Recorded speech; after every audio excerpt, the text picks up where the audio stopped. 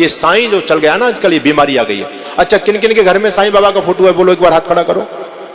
बच्चों, बेटे शाबाश, अरे डरते क्यों, बोलो ना किस किस के घर में साईं का फोटो है। अरे दादाजी जबरदस्ती मत करो, जिनके घर में है वो अपने आप खड़ा कर लेंगे। अच्छा बेटे हाथ नीचे कर लो, शाबाश, बहुत अच्छी बात। अच्छा ये बताओ, तुम जिसको पूजते हो बेटा पहले उसके बारे में जानकारी होनी चाहिए नहीं होनी चाहिए? भाई किसी को मानते हो तो पहले उसके बारे में जानकारी होनी चाहिए, बिना जाने ही मान लेना चाहिए? साइंस तो यही कहता है कि पहले जानो फिर मानो। तो आप जो साईं को पूजते हो उसका फोटो आपके घर में है, तो क्या आप साईं के बारे में जानते हैं कि साईं कौन थे? कौन थे बोलो, कोई बताएगा साईं कौन थे? आश्चर्य की बात है कि हिंदू वो मूर्ख जाति जो अपने दुश्मनों को पूजती है। इसको पता नहीं है लेकिन पूजना शुरू कर दिया।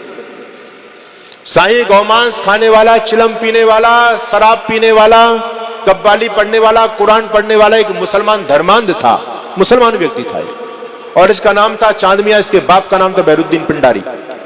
इसके बाप का पेशा था डकैती करना, चोरी करना, जासूसी करना, और यही काम ये चांद मियां बचपन से अपने बाप के साथ करता चला आया। महारानी लक्ष्मीबाई को मारने में चांद मियां की महत्वपूर्ण भूमिका थी, जिसको आप साईं बाबा कहते हो ना, इसका बचपन का नाम है चांद मियां।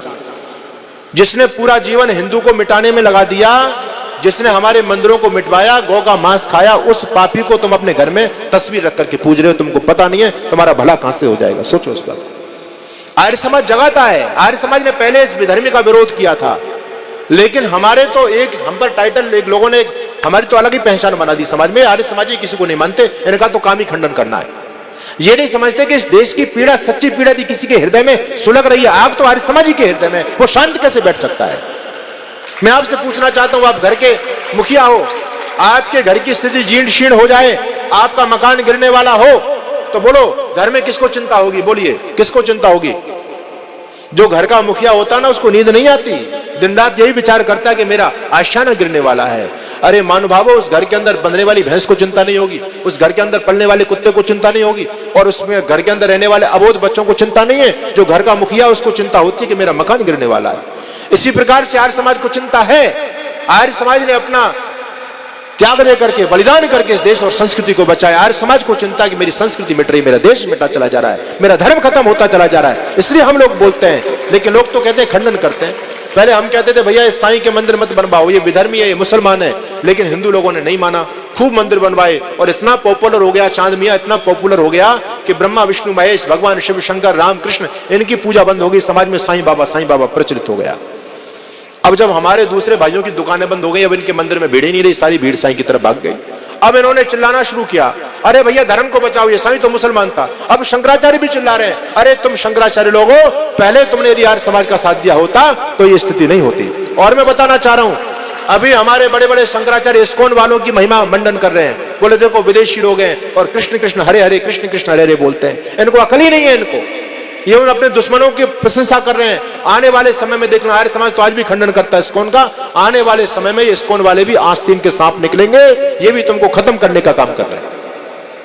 ईसाइयत है ये, पूरा ईसाइयों का संगठन है, ऊपर से चोला हिंदुत्व का ओढ़ लिया है, लेकिन काम सारा तुमको नष्ट करने का है। इस्कॉन से बचो, ये रामपाल से, दुष्ट से बचो, ये जेल में सड़ रहा है। वामपंथी विशुद्ध, न राम को मानता, न कृष्ण को मानता, किसी को भी नहीं मानता है, और वो तुम्हारा गुरु बना पड़ा है। बड़े बड़े आश्रम उनके बन गए। एक नहीं अनेक ऐसे हैं गुरु घंटाल जो जेलों में रोटी फाड़ रहे हैं, दंड पेल रहे हैं। पहले चरित्र को समझो, फिर बाबाओं को पूजो। हम पूजा के निषेध नहीं करते, लेकिन कहते हैं पहले जानो जिस व्यक्ति का योगदान तुम्हारे देश धर्म संस्कृति के लिए रहा है, उसकी पूजा करो। कौन मना करता है आपको? लेकिन जो तुमको मिटाने के लिए करे जीवन भर, तुम्हारे दुश्मन थे, तुम उनको पूजते चले जा रहे हो, आज गुरु घंटालों को पूज रहे हो। तो आर्य समाज का उद्देश्य केवल इतना है कि आर्य समाज सच्चाई का प्रचार करता है, और इस सच्चाई की खातिर ऋषि दयानंद जी महाराज ने 17 बार जहर के हलाल प्याले पिए थे, ईंट पत्थर खाए, अपमान सहे, लेकिन फिर भी कभी सत्य के रास्ते से पीछे ना हटे। हम भी सत्य के ही प्रचारक हैं, ऋषि दयानंद के अनुयायी हैं। कुछ भी हमको कीमत देनी पड़ जाए, लेकिन हम सत्य से कभी पीछे हटने वाले नहीं हैं। लोग कितना भी षड्यंत्र कर लें, कभी भी हताश निराश मत होना। मैं तो आपसे यही कहना चाहता हूं अपने नरपत जी से और उनकी पूरी टीम से, भाई देखो तुम वेद प्रचार रहो करते, जग आर्य बनेगा कभी ना कभी, है ना। आपका काम है खेत में बीज डालना, काम है, समय आएगा लोग आपकी पीड़ा को समझेंगे। तुम वेद प्रचार रहो करते, जग आर्य बनेगा कभी ना कभी। यदि खेत में बीज को डाल दिया तो अवश्य उगेगा कभी ना कभी। अरे स्वाध्याय करो, नित्य यज्ञ करो और सत्संग में जाना मत छोड़ो। स्वाध्याय करो, नित्य यज्ञ करो, सत्संग में जाना मत छोड़ो। यदि वेद राह पर निकल पड़े तो वो ईश मिलेगा, कभी ना कभी वो परमात्मा को भी हम प्राप्त हो जाएंगे। आप सभी का बहुत बहुत धन्यवाद, हमारी पूरी टीम का बहुत बहुत धन्यवाद, अपने नरपत जी, उनके भाई, और वास्तव में इन्होंने मेहनत की है। दुष्ट लोगों ने टांग खींचने का प्रयास किया है, खूब प्रयास किया है, लेकिन रुके नहीं, है ना। बहादुर जो मन में ठान लेते हैं वो करके रहते हैं, भगवान की कृपा बरसती है। आप सभी का धन्यवाद।